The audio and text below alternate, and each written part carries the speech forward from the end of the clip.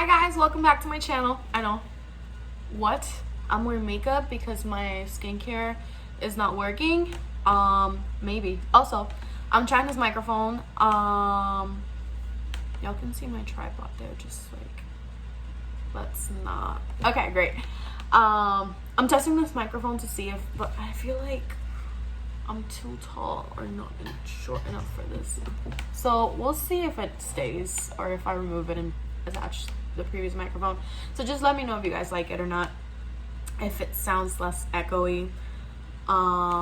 Yeah, so I'm excited for today's video because today I will be talking about, what am I talking about?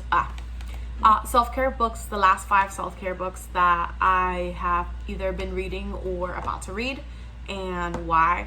I kind of gone in this like tangent of like self-care videos, and like I decided to ride this wave and see what kind of like other little things I noticed that I use or that help me or have helped me develop anyway in like self-growth, and just like let you guys know what's up. So I'm excited for this video, and please don't forget to subscribe and hit the thumbs up. It really means a lot. We're going one step at a time, baby. Okay, so for the first book, I'm going to talk about the life-changing magic of tidying up. I know this, my cup is about to fall. I know this book, it's like a New York Times bestseller, and like it sold really well, but the reason why I feel like her method and her strategy is so successful is because it's not just about buying or decluttering or cleaning. And like, what's the difference? What's the difference between decluttering and cleaning? And she is really good at just like pointing out gently the fact that things aren't just objects to people. We tend to make purchases out of emotions. This is like my my marketing student coming out. People tend to make purchases based on emotions. Like if it reminds you of someone gave it to you. If it's a brand that your parents use, you're more likely to buy it. So are you buying things to fulfill an emotional void, or are the materials that you think bringing you joy and helping enhance your lifestyle, or is it holding you back, and does it represent something more? So I just think it's really interesting. Like, I didn't know what I was expecting when I got that book. I just was trying to get some tips to like help a friend that like drives me crazy because like his room's always messy. But there's a lot more to tidying up and decluttering and working with like material things than just throwing them away, right? Because you can throw a lot of stuff away and then like shop everything, right? Like buy everything back, or like buy the double because you feel empty. So I just think it's a really interesting book to get if you want to work more on like your environment, your space. Your space reflects like the way you think or feel. So if you're feeling crazy or stressed, then you're like your room's more likely to be messy. And it's a really good self-care book. It's one of those self-cares that's like you don't want to do it, but it's really important. Okay, so the second book that I really enjoy is not a surprise because I generally, like, a friend of mine showed it to me, and I feel like it was so popular that even if you didn't read it, you knew what it was. It's Milk and Honey, a poetry book by Rupi Kaur. I hope I'm pronouncing that correctly. I'm probably not. Why would I consider this a self-help book? When I think of poetry, I usually think of like romance and like trying to convince someone that you love them, and the way that she just distributes this book isn't about just like declaring your love to someone. This book is about self-love and heartbreak and learning to put yourself over others, which is something that's really hard to do. And sometimes like the beauty about books and about poetry is that maybe you're struggling to something and you don't know what to do, or you don't know if your feelings are valid, and then you read them in a poetry book and you're like, damn, that's what I feel, that's how I feel, that's what's happening to me, that's me too, and that's my story too. So maybe you feel like you're going crazy, and then for me personally, I think this book validated a lot of feelings that I had when it comes to like self-love and feeling like you're good enough. And if you don't feel like you're good enough, then why is that? Who's telling you that you're not good enough? So I really, this is one of those that's like really good to like read slowly with a cup of coffee or a cup of tea, and really think about happiness and what does that mean, and self-love, and trying to like improve yourself. Okay, so my third book, this book I haven't finished yet, but it's because like I bought an easy book and it still somewhat intimidates me. So this is called The Graduate Survival: 5 Mistakes You Can't Afford to Make in College. I got it in Barnes & Noble, and it includes a DVD. I don't know what the DVD has, I've never watched it, but this is actually a super interesting book, and I wish someone would have given me this in high school, when I was thinking about when you're going through that financial aid process, and when you're thinking about credit cards and student loans, and it's really easy to sign your life away to pay like for loans for the rest of your life. Like I've done it, but I have a very low amount of loans compared to a lot of my peers, and money is one of those things that intimidates me. So I studied business because it intimidates me, because I wanted to learn more and feel more secure about finances. So this book caught my eye, and it's not a hard read.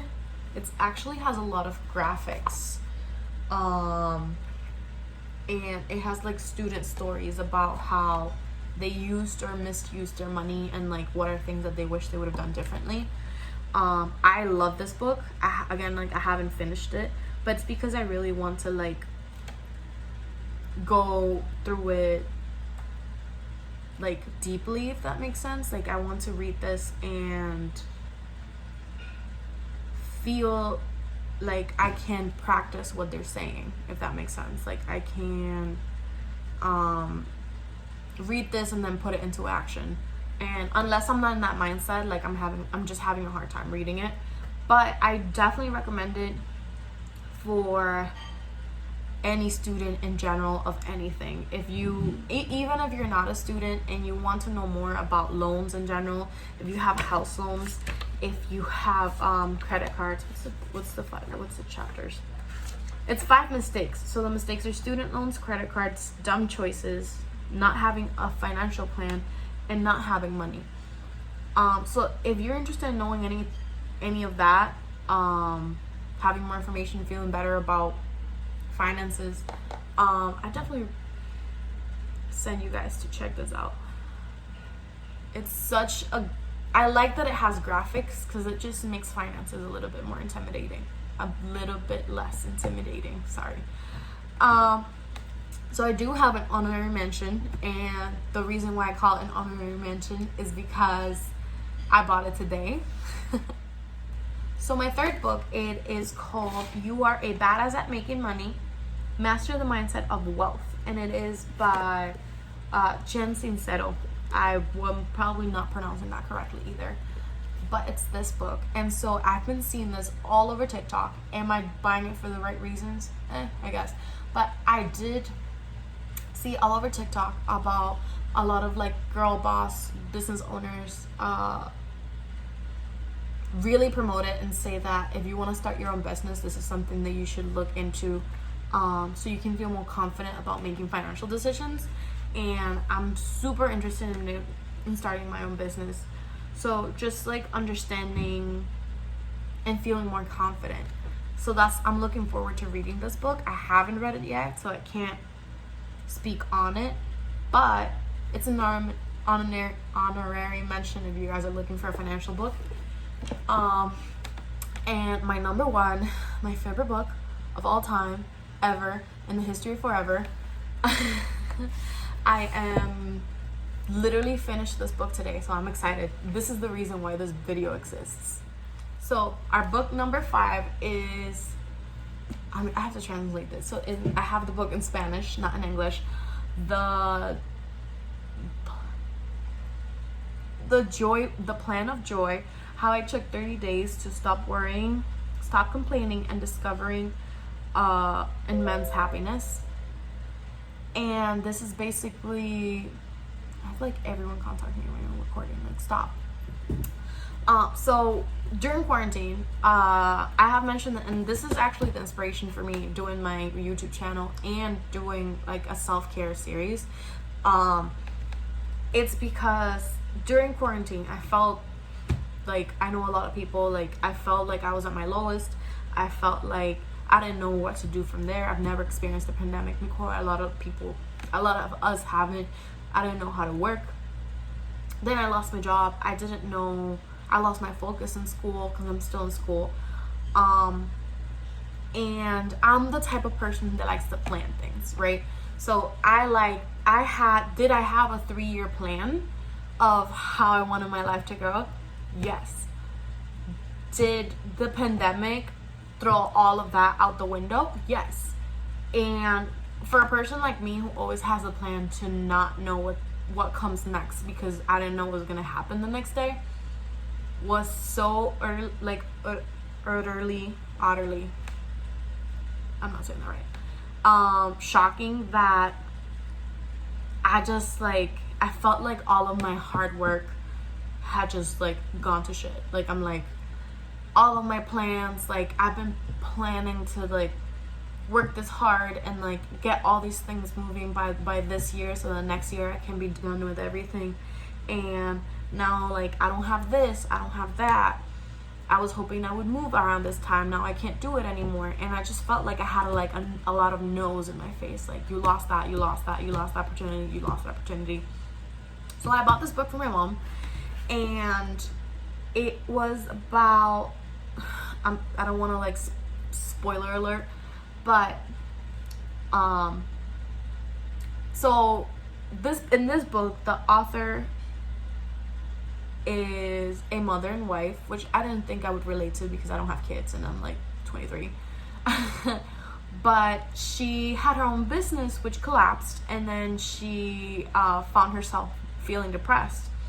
And then on top of that, she had her husband, had her kids, she had a roof, she felt stressed, she had anxiety.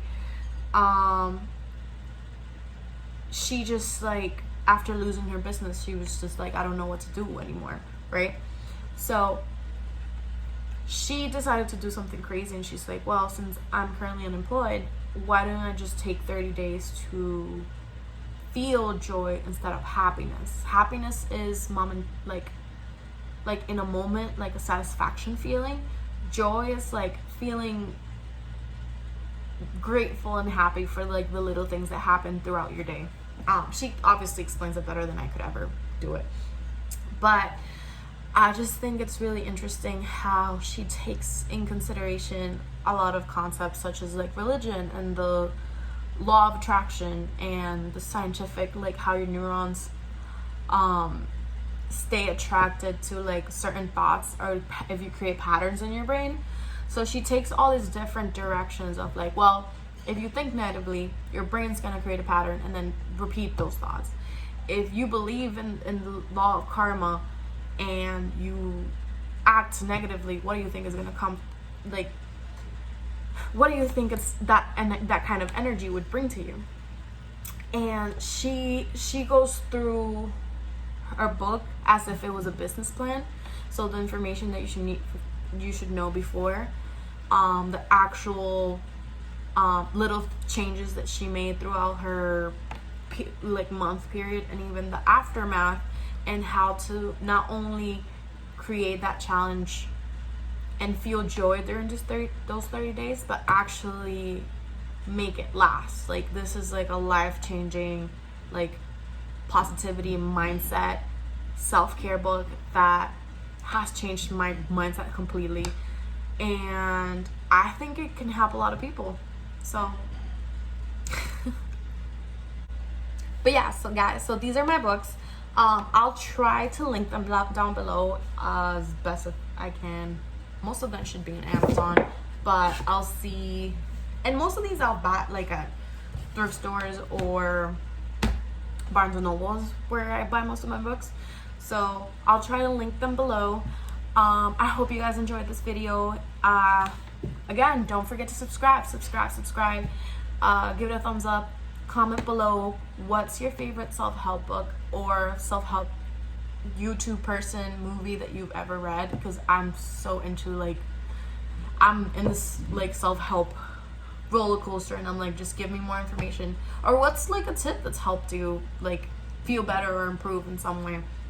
I'd really like love to hear back from you guys. So that's all I got. See you guys in the next one.